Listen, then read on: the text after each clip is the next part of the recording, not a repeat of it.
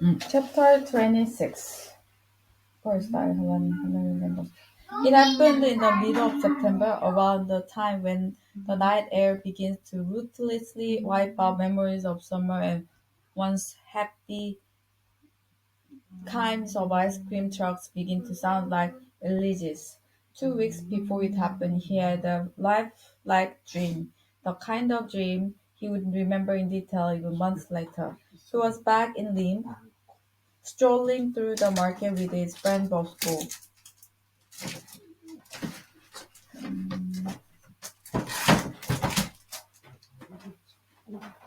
Strolling through the market with his friend Bosco, who oddly was slender and tall and looked nothing like the tree trunks of a man he was in real life. It was a market day, a Tuesday or a Friday, could tell from how crowded the market was and how slowly cars moved through it. Drivers impatiently honking and pushing their heads out of window to swear at each other, screaming, "Come up for my front! Before I came jam box your mouse, yum yummy!" As they strolled past the brick store that sold chocolate spread, imported wine, and other luxurious food, Bosco pointed out that there were no singing gamblers in the market that evening. Jan looked at the spot where the singing gamblers usually gathered, next to a woman selling jaburu and strong kanda and assorted smoked fish. There was no one there. No men from some unknown place wearing agbatas, beating jam drums and singing in perfect harmony as they tried to entice passersby to come spend a little money to play games that could win them a whole lot of money.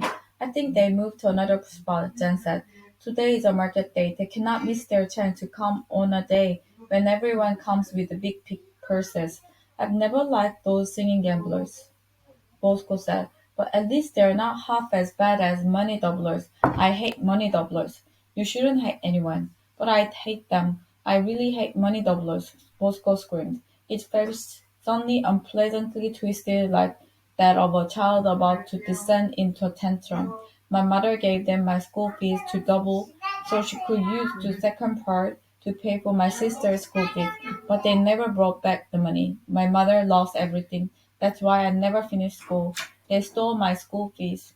But it's your mother's fault for giving them the money." "No, it's not her fault. It's the doubler's fault. They promised to double the money. They didn't double it. They took it and spent it and left us with nothing." Bosco sat down on the sidewalk and began wailing. Jen tried to calm him down by rubbing his shoulders, but he refused to be consoled, pushing away Jen's hand and hysterically crying and cursing the money doublers over and over. The crowd gathered around him, asking what was wrong. Money doublers, he cried. The crowd started laughing. "Stupid man. Cry like small baby," they said. "Money doublers, them. No, how for talk sweet talk. They want me money. We go give them." "No," both called back. "Don't give your money to money doublers. Money doublers are bad people. God will punish them. They will have everlasting diala for what they did to my mother. They will never sleep at night again. Their children will all die horrible deaths." Embarrassed, unsure of how to get the crowd to leave his friend alone, Zen began running. He ran through the market, elbowing a girl with a tray of yellow peppers on her head, and a burly man carrying yards of fabric on his shoulders. The wind was pushing against him, as if to prevent him from going forward, as if to stop him from deserting with his friend and leaving him a carcass for Marcus. But he pushed against it, running faster than a man freeing salivating wildcats, hoping to see the ocean and be relieved by the sight of it. Finally, out of breath, he got to the beach, but there was no water there, only a pile of garbage in its place, foul-smelling and stretching to the horizon. He woke up sweating. While showering that morning, he thought about the dream and decided that it was because he hadn't kept his promise to Bosco.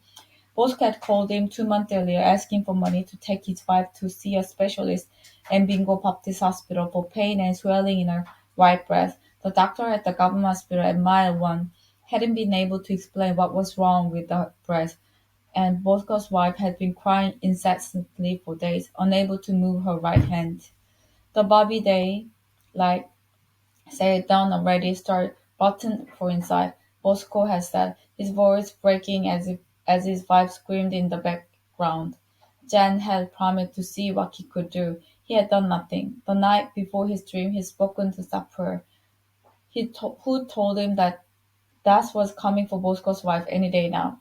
The dream was therefore his guilt manifesting, Jan decided. He thought about calling Bosco to see what he could do, but there was no credit on his calling card. Besides, he didn't think he had any kind of money that could save Bosco's wife, and he had to rush to work. At work, he continued thinking about the dream as he drove Mighty and Stacy to a playdate, about what else it could mean. Maybe one of his friends back home had given money to a money doubler. It wouldn't surprise him if that were the case. People didn't learn, even after all the stories that circulated around Lim of how money doublers had deceived Ma this and part that. Why couldn't people learn? He asked himself. By all accounts, no one in Lim had ever given money to a money doubler and had gotten money doubled. No one had ever given money and gotten any money back. And yet people continued to give to them, falling into the trap of crafty young men who walked up to them to the street on the street and visited them in their homes, promising quick and high returns on their money through incomprehensible means. One woman at Sapa Road had been so enraptured by the two charming men in suits who visited her at home, and she'd given them over life saving for double the money in 3 months' time. Her hope, the story around Lim went, was that she would use the double money to buy a ticket for her only son to move to America. But the doublers did not return on the appointed day. On the other, or the day after, or the month after, destroyed, the woman had eaten rat poison and died, leaving the son to bury her.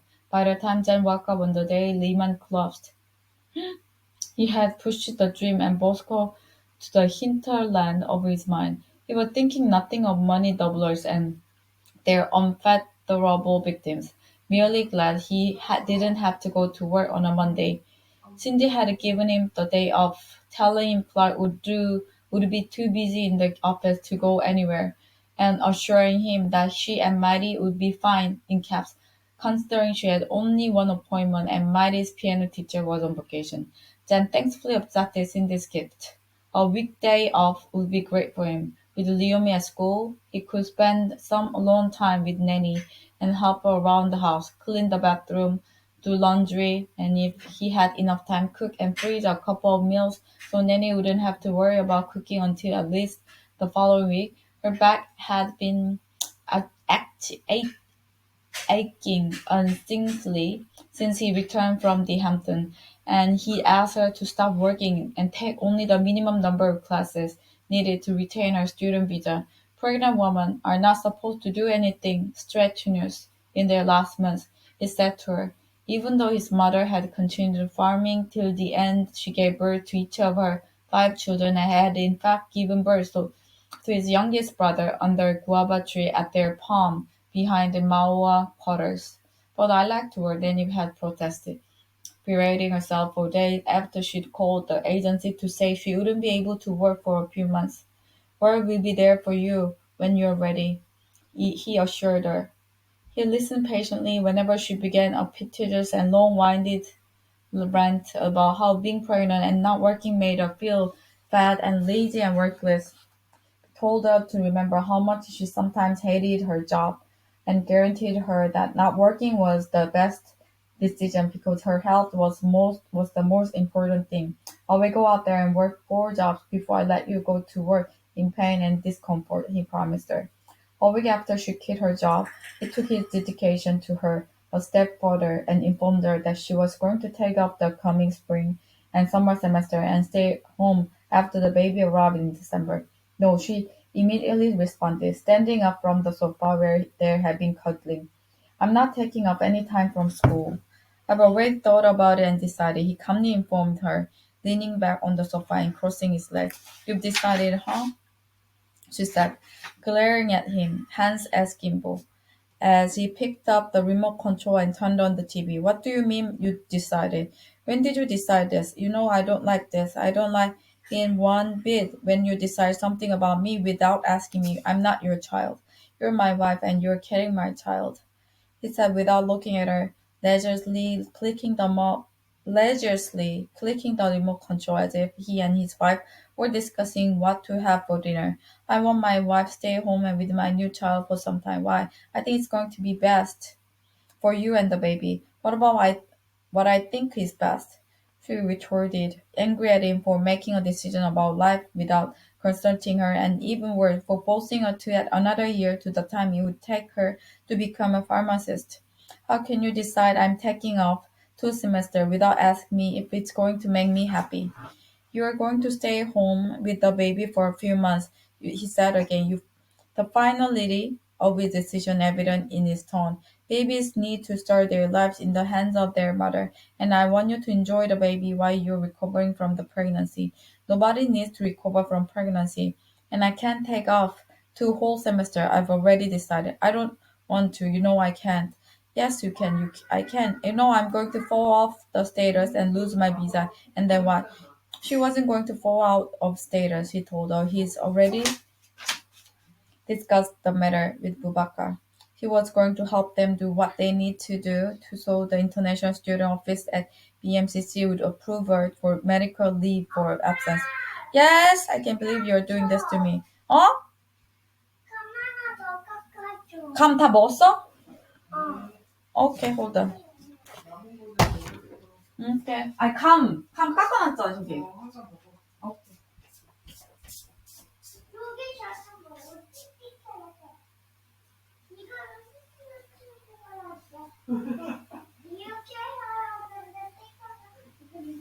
아,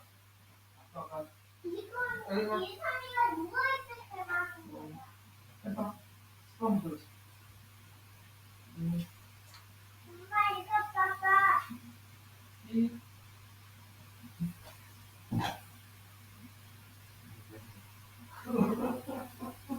It's so inconvenient.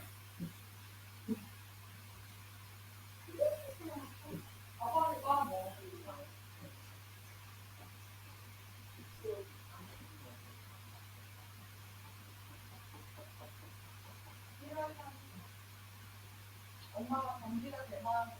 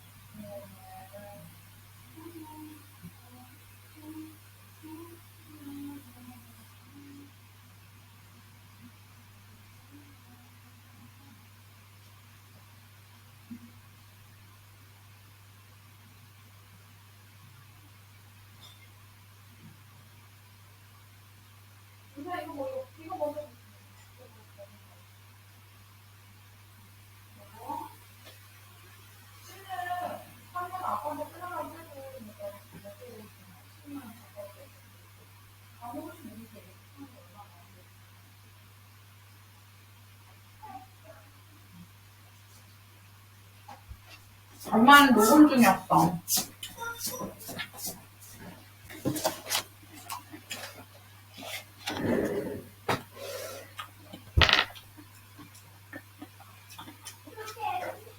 I can't believe you're doing this to me, she cried as he continued clicking the channel buttons on the remote control, unable to find anything interesting to watch and unmoved by her tears. Why can't I at least take the minimum number of classes I need for my visa, like I'm doing now? Why are you always acting as if you owe me?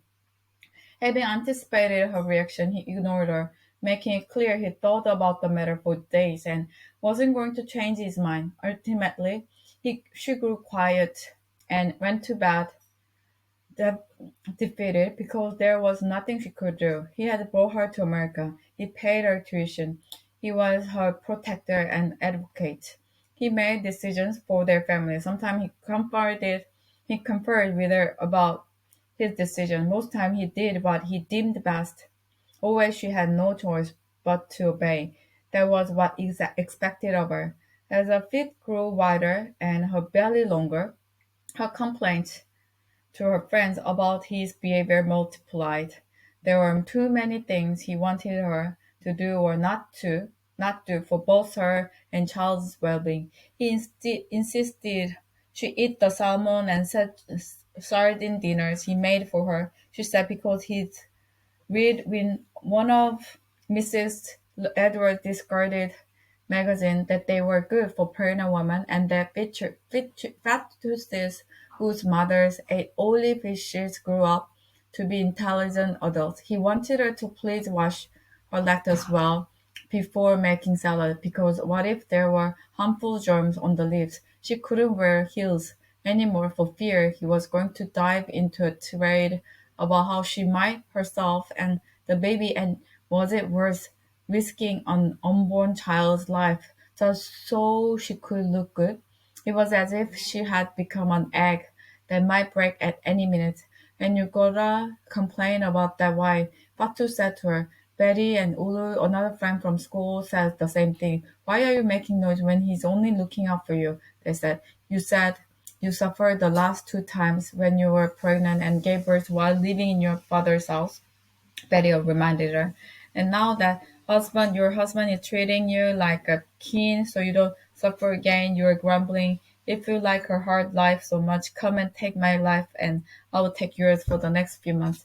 Eventually, shamefully, she decided to defer to his wisdom, knowing that few women, rich women included, had the privilege of being married to an overly protective man who not only did everything he could do ensure his wife's comfort, but also spent hours wiping the dust-covered walls of their apartment and killing the roaches that sprinted from one end of the living room to the other like track and field athletes. All so he could protect the health of his unborn child, though she could neither understand nor appreciate his decision about her taking 2 semesters off. She slowly allowed herself to feel no guilt about being a wife in a city full of independent women and not being, at least for a while, a successful career woman like Oprah or Martha Stewart. She decided to enjoy the unwanted privilege of sitting at home all day watching too many hours of talk shows and sitcoms and breaking news, which was what she was doing on the Monday morning. The news came up on CNN. Jen, she called from the living room. Jen, oh, huh? He replied, running out of the bathroom where he was folding the clean clothes he just brought back from the laundromat. Her panicked voice made him nervous. Every time she called his name like that, he feared it had to do with the baby. Watch, she said, not pointing to the TV. Something about Lehman Brothers. Is that not where Mr. Edwards worked? Yes, it was, he said, not yet panicking, not wanting to think that the news had anything to do with what Leah had been dreaming. He heard the journalists say that the collapse was a massive earthquake that would reverberate across the world for months to come. He heard another journalist talk about catastrophic fall in stock prices and the possibility of recession. A former employee of Lehman Brothers was interviewed. She hadn't seen this coming, she said. People were suspicious, but no one thought it was really going to come to this. They'd been told just today that it was over. She had no idea what she was going to do. No one knew what they were going to do now. Nanny placed her hand on her chest. Does it mean Mr. Edward has no job now? She asked. Neither of them asked the next question. Did it mean Jan would have no job too? The fear within them could not let loose the words. Similar questions would burrow into the mind of many in New York City in the coming weeks. Many would be convinced that the plague that descended on the homes of former Lehman employees was only a few blocks from theirs. Restaurants, artists, private tutor, magazine publishers, foundation director, limousine driver, nannies, housekeepers, employment agency, virtually everyone who stood along the path where money flowed to and from the street featured and panicked that day. For some, the fears was justified. Their bread and why would indeed disappear, along with the billions of dollars that vanished the day Lehman died. I have to call Mr. Edward, John said, hurriedly picking up his cell phone from the dinette table. Clark did not answer his cell phone, but Cindy did. When he called the house number, "You still have a job," she said to him. "Oh, thank you, madam. Thank you so much. Nothing's changing," she said. "Clark's going to call you to let you know when to come back to work," she added before quickly getting off the phone to take another call. Jen placed the cell phone on the table and sat down next to Nanny. He was dizzy, grateful, but stunned. It had just dawned on him how tightly his fate was linked to another man's. What if something ever happened to Mr. Edward? His work permit was set to expire in March, and he might not be able to renew it again, depending on how his court case went. Without working paper, he would never be able to get another job that paid as much. How would he take care of a wife and two children? How many restaurant dishwashing jobs would he have to do for cash? Please let's not think like that. Nanny said, "You have a job for now, huh? As long as we have Mr. Edward, we have a job. Are we not better off today than all those people walking up out of Lehman? Look at them. I just feel sorry for them, but then we don't know what's on the road coming for us too. We just don't know. So let's only be happy that today we were spared."